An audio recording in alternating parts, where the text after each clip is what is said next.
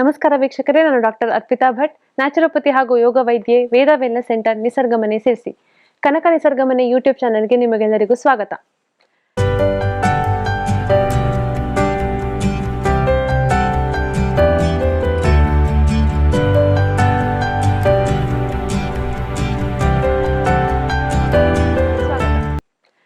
ನಾನಿವತ್ತು ಹೇಳಕೊಟ್ಟಿರುವಂತಹ ಸಮಸ್ಯೆ ಪ್ರತಿಯೊಬ್ಬರಿಗೂ ಒಮ್ಮೆಯಾದರೂ ಕಾಡಿರುವಂತಹ ಸಮಸ್ಯೆ ಅಂತಾನೆ ಹೇಳ್ಬೋದು.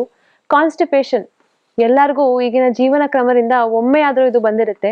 ಈ ಕಾನ್ಸ್ಟಿಪೇಷನ್ ಸಮಸ್ಯೆ ಯಾಕೆ ಬರುತ್ತೆ ಮತ್ತೆ ಇದಕ್ಕೆ ಮನೆಯಲ್ಲಿಯೇ ಏನು ಔಷಧಿಯನ್ನ ಮಾಡ್ಕೊಳ್ಬಹುದು ಅಂತ ನಾನು ಇವತ್ತಿನ ವಿಡಿಯೋದಲ್ಲಿ ನಿಮ್ಗೆ ಹೇಳ್ಕೊಡ್ತಾ ಇದ್ದೀನಿ. ಸೊ ಕಾನ್ಸ್ಟಿಪೇಷನ್ ಅಂತಂದ್ರೆ ಏನು ಅಂತ ನೋಡಕ್ ಹೋದ್ರೆ, ಕಾನ್ಸ್ಟಿಪೇಷನ್ ಸಮಸ್ಯೆಯಲ್ಲಿ ಏನು ನಾವು ಮಲವಿಸರ್ಜನೆ ಮಾಡ್ತಾ ಇದ್ದೀವಿ, ಇದು ಗಟ್ಟಿಯಾಗಿ ಹೋಗುವಂಥದ್ದು. ಅದೇ ರೀತಿ ಮಲವಿಸರ್ಜನೆ ತುಂಬಾ ವಾರದಲ್ಲಿ 3ಕ್ಕಿಂತ ಕಡಿಮೆ ಬಾರಿ ನಾವು ಮಲವಿಸರ್ಜನೆಗೆ ಹೋಗ್ತಿರುವಂಥದ್ದು, ಅಥವಾ ಮಲವಿಸರ್ಜನೆ ಮಾಡುವಾಗ ತುಂಬಾ ಕಷ್ಟಪಟ್ಟು ಮಾಡ್ತಾ ಇದ್ದೀರಾ ಅಂತಂದ್ರೆ ನಿಮ್ಗೆ ಕಾನ್ಸ್ಟಿಪೇಷನ್ ತೊಂದರೆ ಇರಬಹುದು.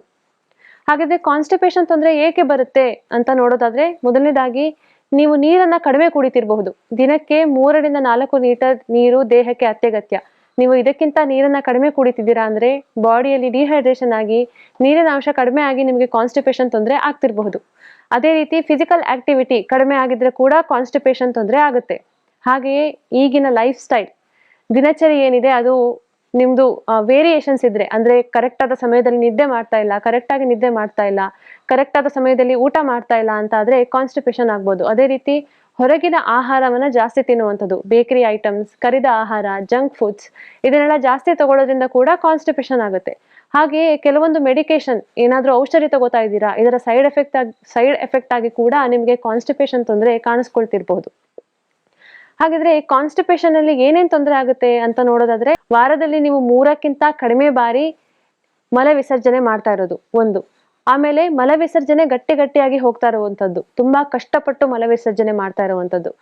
ಹಾಗೆಯೇ ಮಲ ವಿಸರ್ಜನೆ ಮಾಡುವ ಜಾಗದಲ್ಲಿ ನೋವಿರುವುದು ಅಥವಾ ಹೊಟ್ಟೆ ನೋವು ಬರ್ತಾ ಇರೋದು, ಈ ರೀತಿಯ ತೊಂದರೆಗಳು ಕಾನ್ಸ್ಟಿಪೇಷನ್ ಅಲ್ಲಿ ಕಾಣಿಸ್ಕೊಳ್ಬಹುದು.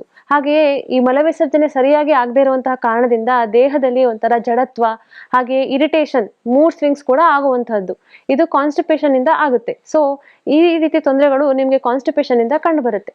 ಹಾಗಿದ್ರೆ ಕಾನ್ಸ್ಟಿಪೇಷನ್ ಇರೋರು ಮನೆಯಲ್ಲಿಯೇ ಹೇಗೆ ಇದನ್ನ ಕಡಿಮೆ ಮಾಡ್ಕೊಳ್ಬಹುದು ಅಂತ ನಾನು ಇವತ್ತು ಹೇಳ್ಕೊಡ್ತೇನೆ. ಮೊದಲನೇದಾಗಿ ಚೆನ್ನಾಗಿ ನೀರು ಕುಡಿಯುವಂತಹದ್ದು.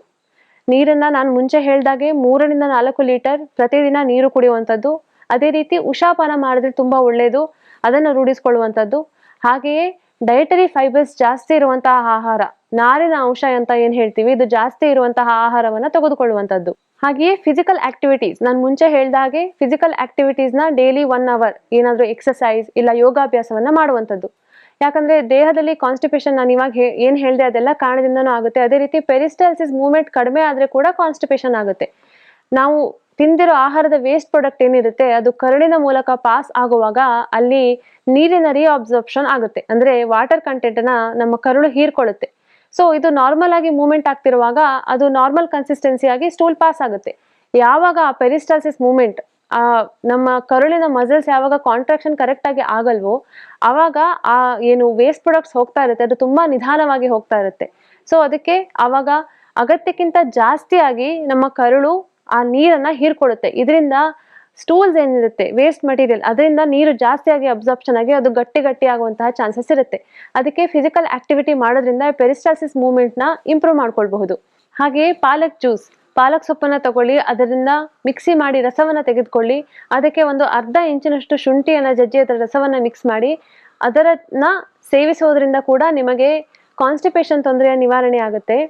ಅದೇ ರೀತಿ ನೀವು ಮಕ್ಕಳಲ್ಲಿ ಕಾನ್ಸ್ಟಿಪೇಷನ್ ತೊಂದರೆ ಇದ್ರೆ ಪಪ್ಪಾಯ ಮತ್ತೆ ಕಿತ್ತಳೆ ಹಣ್ಣಿನನ್ನ ಮಿಕ್ಸ್ ಮಾಡಿ ಅದರ ಜ್ಯೂಸ್ ಅನ್ನ ಕೊಡುವುದರಿಂದ ಕಾನ್ಸ್ಟಿಪೇಷನ್ ತೊಂದರೆ ನಿವಾರಣೆ ಆಗುತ್ತೆ. ಅದೇ ರೀತಿ ಅಗಸೆ ಬೀಜದ ಸೇವನೆಯಿಂದ ಕೂಡ ಕಾನ್ಸ್ಟಿಪೇಷನ್ ನ ನಿವಾರಣೆ ಮಾಡ್ಕೊಳ್ಬಹುದು. ಒಂದು ಕಿತ್ತಳೆ ಹಣ್ಣು ಅಥವಾ ಒಂದು ನಿಂಬೆ ಹಣ್ಣಿನ ರಸವನ್ನ ತೆಗೆದುಕೊಳ್ಳಿ, ಅದರ ಜೊತೆಗೆ ಅಗಸೆ ಬೀಜದ ಪುಡಿಯನ್ನ ಮಿಕ್ಸ್ ಮಾಡಿ ತಗೊಳ್ಳೋದ್ರಿಂದ ಕೂಡ ನಿಮಗೆ ಕಾನ್ಸ್ಟಿಪೇಷನ್ ಸಮಸ್ಯೆ ಕಡಿಮೆ ಆಗುತ್ತೆ. ಅದೇ ರೀತಿ ಅಪಾನ ಮುದ್ರೆಯನ್ನ ಹೇಗೆ ಮಾಡ್ಬೇಕಂದ್ರೆ, ನಿಮ್ಮ ಉಂಗುರ ಬೆರಳು ಹಾಗೆ ಮಧ್ಯ ಬೆರಳನ್ನ ಹೆಬ್ಬೆರಳಿಗೆ ಜೋಡಿಸಿ ಉಳಿದ ಬೆರಳನ್ನ ನೇರವಾಗಿ ಇಟ್ಕೊಳ್ಳುವಂಥದ್ದು. ಈ ಅಪಾನ ಮುದ್ರೆಯನ್ನ ದಿನಕ್ಕೆ 15 ನಿಮಿಷ ಮಾಡುವುದರಿಂದ ಕೂಡ ಕಾನ್ಸ್ಟಿಪೇಷನ್ ಸಮಸ್ಯೆಯನ್ನ ಕಡಿಮೆ ಮಾಡ್ಕೊಳ್ಬಹುದು.